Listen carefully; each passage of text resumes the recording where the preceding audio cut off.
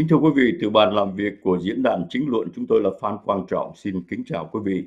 Hôm nay chúng tôi có một vị khách đặc biệt là cựu đại sứ Grover Joseph Rees sẽ đến với chúng ta để bàn luận về vấn đề tị nạn tại Đông Nam Á. Kính thưa quý vị, ông đại sứ Joseph Rees từng là đại diện đặc biệt về các vấn đề xã hội, và với là cái tư cách đại diện đặc biệt đó, ông đại sứ Rees đã thúc đẩy chương trình nghị sự của Hoa Kỳ về nhân quyền tại Liên Hợp Quốc. Và từ tháng 3 đến tháng 8 năm 2008, ông đại sứ Rees nguyên là phó trợ lý bộ trưởng tại văn phòng các tổ chức quốc tế và trở thành phó trợ lý ngoại trưởng Hoa Kỳ vào tháng 8 năm 2008. Và từ năm 2007, đại sứ Rees đã đại diện cho Hoa Kỳ tại Đại hội đồng Liên Hợp Quốc về các vấn đề xã hội, kinh tế và nhân quyền. Đại sứ Rees cũng từng là đại sứ đầu tiên của Hoa Kỳ tại Đông Timor từ năm 2002 đến 2006. Ông cũng là nhân viên cao cấp trong Ủy ban Đối ngoại tại Hạ viện Hoa Kỳ, nơi ông chịu trách nhiệm chính về nhân quyền, bảo vệ người tị nạn, và đã từng giúp soạn thảo những đạo luật như là bảo vệ nạn buôn người, đạo luật về tự do tôn giáo quốc tế, đạo luật về cứu trợ nạn nhân tra tấn. Và từ năm 1991 đến 93, ông giữ chức vụ là Tổng Cố vấn của Sở Di trú và Nhập tịch Hoa Kỳ. Hello, Mr. Rees. How are you today, sir? How are you? I'm doing good. Sir, Mr. Ambassador, I understand that the Biden administration raised the quotas of accepting refugees to the U.S. this year to 125,000. Of course, the refugee worldwide is changing, and the priority for asylum decision in the U.S. is based on where it is needed the most. Would you elaborate on this quota, and can we be hopeful for the Vietnamese refugee in Thailand? Well, historically, since the Refugee Act of 1980, which is when we started having the quotas for refugees, during the years of President Reagan and the first President Bush, the numbers were always between 100,000 and 150,000. And a lot of those refugees in those days were from Indochina, from Vietnam, and neighboring countries. During the Clinton administration, the numbers went down dramatically, and this coincided with a lot of people being sent back to Vietnam and to other countries in the region. And the numbers never really got up much above 100,000.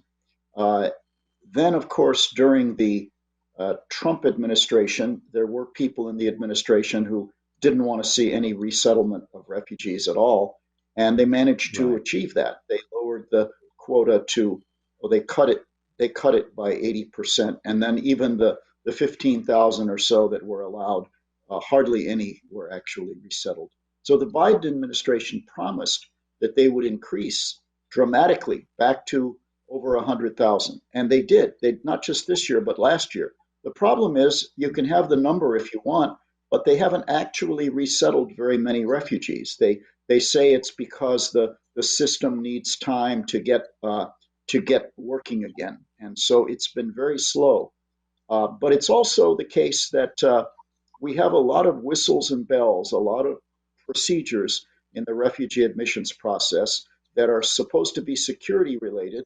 I don't know how many of them really help security that much, but they take a long time and they slow it down and they make it easy to reject people who would otherwise be eligible for resettlement. So there are still a lot of problems in the program, and it's going very slowly. In Bangkok, there are still hardly any refugees being resettled, very tiny number. Right. Yes, sir. Thưa quý vị, ông đại sứ Rees vừa cho biết đó là trong cái thời gian dưới triều đại Tổng thống Reagan và Tổng thống Bush đó, thì là cái con số người tị nạn được đưa vào Hoa Kỳ đó lên tới cả 100.000, nhưng mà dần dần nó giảm xuống, và giảm xuống nhất là trong thời kỳ Tổng thống Trump. Và gần đây thì Tổng thống Biden đã nâng cái con số đó lên cả hơn 100.000. Nhưng mà nói là như vậy, nhưng mà cái vấn đề đưa người tị nạn vào Hoa Kỳ cũng gặp rất nhiều trở ngại, vì quý vị đã biết những năm đại dịch, những cái cơ quan làm việc giúp người tị nạn đã sa thải rất là nhiều người. Bây giờ họ muốn hoạt động trở lại thì cũng phải mất rất nhiều thời gian, nhưng mà đây cũng là một cái sự hy vọng. cho đồng bào của chúng ta, nhất là những người đồng bào còn sống tại Thái Lan. Sir, the U.S. State Department and all related offices are gearing up, as you said, to address this new refugee initiative. And I understand that the State Department at the beginning of this year and now is welcome course process. And this new process also allow private sponsorship. And in fact, the process is still unfolding. Many areas are not currently clarified. So would you update us on this private sponsorship program, sir? Well, a lot of us who've been working with refugees for a long time were very, very happy and enthusiastic when we heard the very short version of the announcement that there was going to be private sponsorship.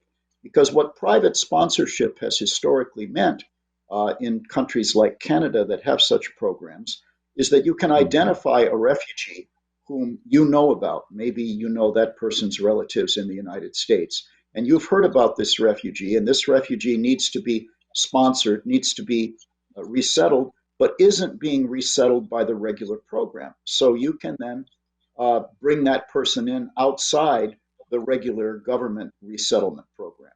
Unfortunately, for the time being, that is not what the Welcome Corps program is about. The regulations, the announcements specifically say that it must be somebody who's already been approved for resettlement by the State Department. And as I've said, that's a very tiny number. So a lot of people think that you can say, I want to resettle my nephew, I want to resettle my friend or my friend's friend. You cannot do that right now. You can only resettle someone through the Welcome Corps who's already been approved for resettlement. So it just means that the private individuals will pay for it rather than the government paying for it. And we'll have to look after that person, but it won't be a person that you've chosen. It'll be somebody that the government has chosen for you. Now, the Welcome Corps website says that there's going to be a second phase of the program. And in that program, you'll actually be able to identify particular people who need to be resettled. And you can choose that person. But what they don't make clear is, will it still be a requirement that be somebody who's already been approved for resettlement by the State Department? What is clear is that the person has to be a refugee. That is, the government or the United Nations, but then our government has to interview that person and say, yes, he or she has a well-founded fear of persecution if returned to Vietnam or to the other country of nationality. So if you have a friend who's living in Thailand and considers himself a refugee, but hasn't been found to be a refugee by the UNHCR, there's a long road ahead for that person, even if we get to a stage where private sponsors can choose their refugee. We hope that it will evolve and that it will be a quick process and a process that really works and a process that helps to bring some of those people to the United States who are stuck in Thailand. They can never really become members of Thai society. They can never integrate into that society. They can't legally work. They have a lot of problems. So they need to come to a safe country, a country that welcomes refugees, the United States or some other Western democracy, basically. But right now, they're not being allowed to come. We hope the private sponsorship in its subsequent phase will change that, but we don't know yet. Yes, sir. Thưa quý vị, vừa rồi ông Đại sứ Ri cho chúng ta biết đó là cái chương trình bảo lãnh tư nhân được Bộ Ngoại giao Hoa Kỳ tuyên bố vào tháng Giêng năm nay, thì họ đang ở trong cái giai đoạn thứ nhất. Tức là nếu mà một người mà được chấp thuận được tái định cư tại Hoa Kỳ đó thì sẽ được bảo lãnh qua cái chương trình đó. Nhưng mà thưa quý vị, nếu mà chúng ta muốn bảo lãnh một người Việt Nam, thí dụ đang ở Thái Lan, thì người đó thứ nhất phải là người tị nạn thật sự, thứ hai là phải qua một quá trình phỏng vấn của chính phủ Hoa Kỳ, chấp nhận họ được tái định cư của Hoa Kỳ thì họ mới được chúng ta bảo lãnh. Và cái trường hợp thứ hai đó thưa quý vị thì ông nghĩ là sẽ được mở cửa và được bắt đầu khoảng từ tháng 6 cho đến tháng 12. Nhưng mà ông cũng nói cho chúng ta biết là thưa quý vị, mặc dù chúng ta có cả hàng ngàn người Việt Nam tị nạn tại tại Thái Lan, nhưng mà cái con số hiện nay được chính phủ Hoa Kỳ chấp thuận cho tái định cư tại Hoa Kỳ còn rất là ít. Thành ra ông cũng kêu gọi chúng ta là hãy kiên nhẫn và đặc biệt là cũng phải thông cảm cái hoàn cảnh của người tị nạn của chúng ta ở Thái Lan, là hiện nay họ không phải là một công dân đích thực của Thái Lan, họ không có công ăn việc làm, họ có thể bị gọi như là đuổi ra khỏi đất nước Thái bất cứ lúc nào. Sir, before we take a break, I understand that you just got back from the US, from Southeast Asia this week.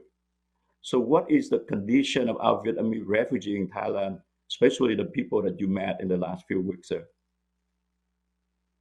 Well, there are a couple thousand Vietnamese in Bangkok, asylum seekers and recognized refugees, and most of them are members of ethnic minority groups. Most of them are either Montagnards or Hmong. We have Yes. also a few ethnic Vietnamese, a few Khmer Krom. And many of these people have been there for 5, 8, 10 years or more.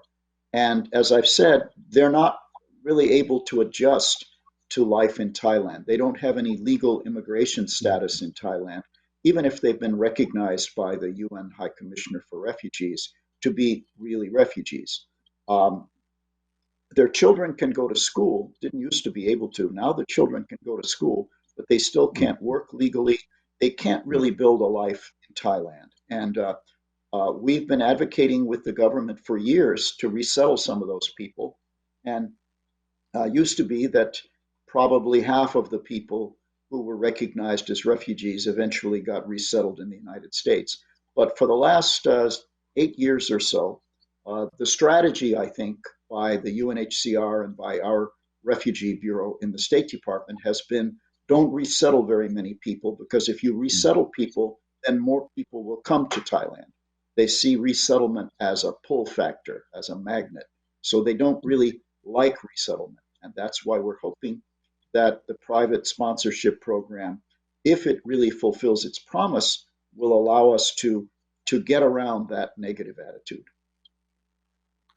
Thưa quý vị, vừa rồi ông đại sứ Ri cho biết là đa số đồng bào tị nạn của chúng ta sống tại Thái Lan, họ có nhiều người sống từ 5 năm, 8 năm hoặc hơn nữa, và đa số họ là những người thiểu số, chẳng hạn như là người Tây Nguyên hoặc là người Hờ Môn, và đời sống của họ rất là khó khăn là tại vì những người lớn tuổi không được đi làm, và hiện nay thì chính phủ Thái vẫn cho thanh niên, thiếu niên được đi học, nhưng mà cái đời sống như quý vị đã biết là rất là khó khăn.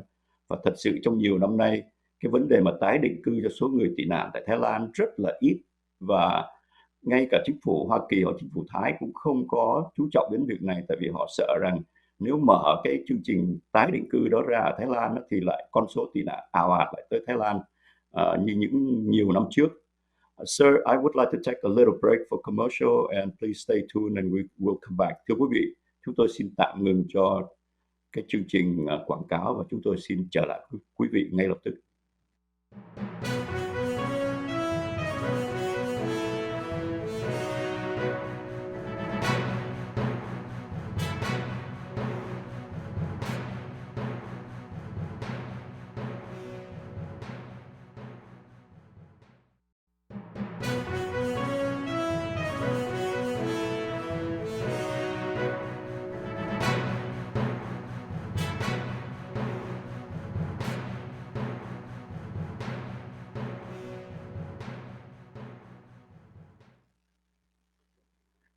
Kính thưa quý vị, chúng tôi đang trò chuyện với cựu đại sứ Grover Joseph Priest về chương trình tị nạn.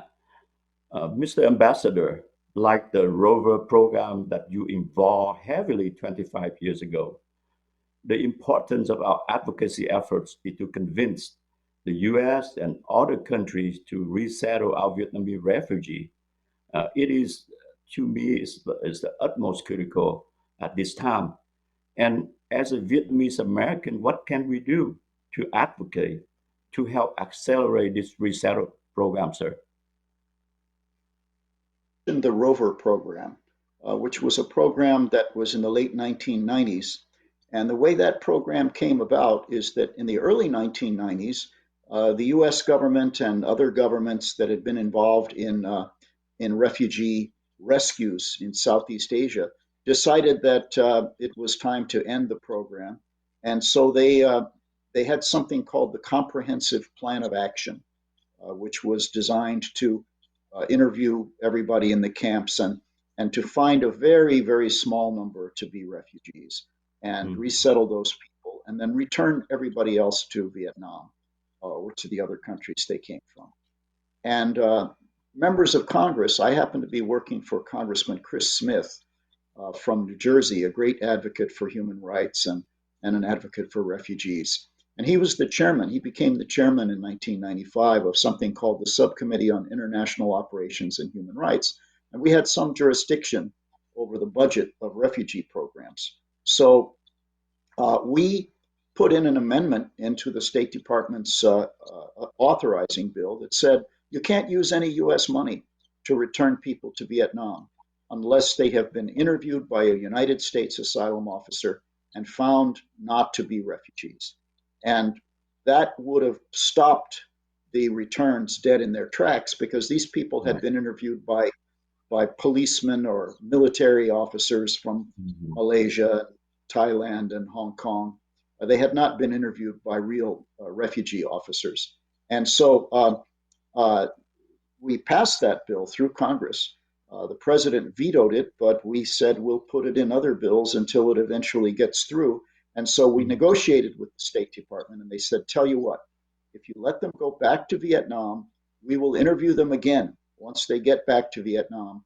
And those who are refugees, we will resettle in the United States. And so they called that the ROVER program, Resettlement Opportunities for Vietnamese Returnees. Unfortunately, they restricted it. It wasn't everybody who went back. It was only people who went back in a certain narrow time period. So out of the 100,000+ people who were forcibly repatriated, they interviewed 19,000 of them. And they found that 18,000 of those people were genuine refugees, and those people were resettled in the United States. Now, what's the relevance of the ROVER program? Why don't you translate that, and then we can talk about the relevance of the ROVER program to what's going on today. Yes, sir. Kính thưa quý vị, vừa rồi ông đại sứ Ri nhắc lại cái chương trình mà cưỡng bức hồi hương và tìm cách đưa những người mà tị nạn thật sự từ Việt Nam tái định cư tại Hoa Kỳ. Và phải nói đó là cái công trình mà tranh đấu rất là lâu dài và quyết liệt của ông nghị sĩ Christopher Smith và chính ông đại sứ Ri. Và nhờ cái sự tranh đấu của họ, 1/5 trong tổng số 100.000 người bị cưỡng bức hồi hương đã được tái định cư tại Hoa Kỳ. Yes, sir, please proceed. So the good news is that people who came, I meet people all the time, and I'm always so proud and happy to meet people who came in the ROVER program 20 plus years ago, and now they're doing very well in the United States. And so I'm always inspired when people who are themselves refugees want to help other refugees. And when we had the Afghan refugee crisis, when the United States suddenly pulled out of Afghanistan and left a lot of our allies there stranded, we managed to save some. And I was very proud that Vietnamese Americans helped, that a lot of Vietnamese Americans said, hey, we want to help to provide for these people once they come to the United States. And if the private sponsorship program works out, that you can actually choose a Vietnamese refugee from who's now in Thailand or in some other country, this gives people from the ROVER program who've done well, who are now able to help. It gives them a chance to pay that back and to show how much they love America and how much they still believe that America is a land of refuge, a land of opportunity for people who are seeking freedom. It's going to cost money. The way the Welcome Corps is organized now, you have to get at least 4 other people, and then you have to come up with, it says, at least $2,375 for each refugee who's being resettled. But it'll probably be more than that. It'll probably be more like 4,000 or 5,000 per person to help those people through the first 90 days of their after they come to the United States. So you get together with a group of other people, you come up with a few $1,000s, and if it's a family of five, say, then you have to come up with 5 times as much as you would come up otherwise. So it's not a trivial financial commitment, but for those who are able, it's it's a way to really help some people who really need help. Yes, sir. It's such a wonderful calling you just did. Kính thưa quý vị, vừa rồi ông Đại sứ Rees cũng kêu gọi chúng ta, những người mà từng là thuyền nhân, từng là tị nạn, và nhất là những người được tái định cư qua chương trình Grover, là hãy nhớ bằng cái cách trả ơn nước Mỹ là làm thế nào quý vị giúp những người đi sau, là gần 1.000 người tị nạn của chúng ta tại Thái Lan.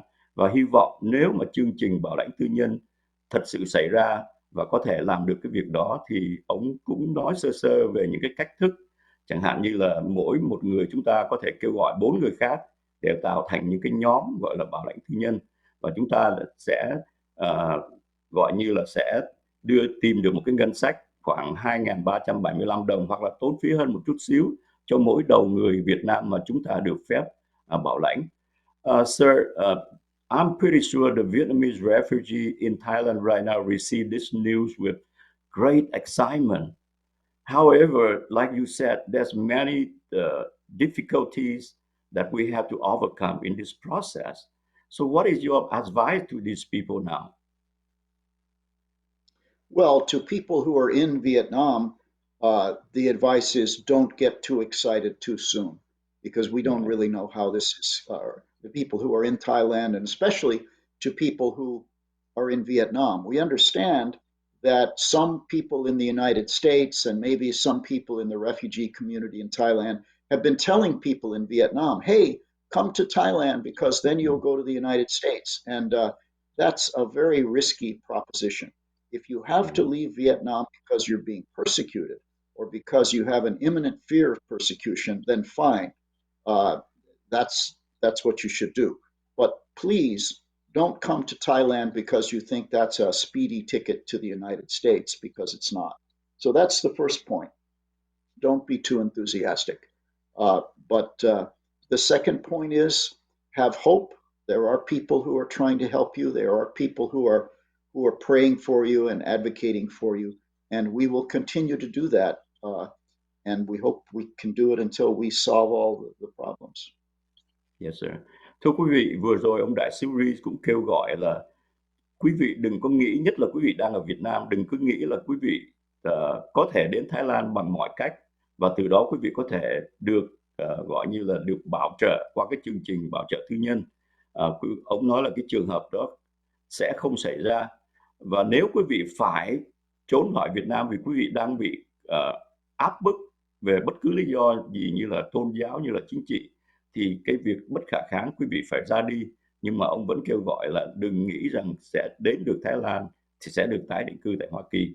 Đồng thời ông cũng kêu gọi những người tị nạn đang sống ở Thái Lan là chúng ta hãy hy vọng, vì cũng có rất nhiều người là những người thuyền nhân của chúng ta hiện định cư tại Hoa Kỳ đang nghĩ đến các bạn, đang cầu nguyện cho các bạn. Và nếu chương trình này xảy ra, chúng tôi tin tưởng là họ sẽ giúp các bạn bảo trợ cùng với chính phủ Hoa Kỳ đưa quý vị đến định cư tại Hoa Kỳ. Mr. Ambassador, I really thank you for your time, sir. And hopefully when this program continues to proceed, we would like to have some more time with you so you can help us to understand about the process and how we can behave as an organization, as a community to help our poor refugee in Thailand, sir. Sure. Thank you very much. Kính thưa quý vị. Nhiều lắm. Cảm ơn anh nhiều lắm. Vừa rồi ông đại sứ nói với chúng tôi là cảm ơn anh nhiều lắm. Thank you very much, sir. And kính thưa quý vị, đó là kết thúc của chương trình trò chuyện của chúng tôi với đại sứ Grover Joseph Rees.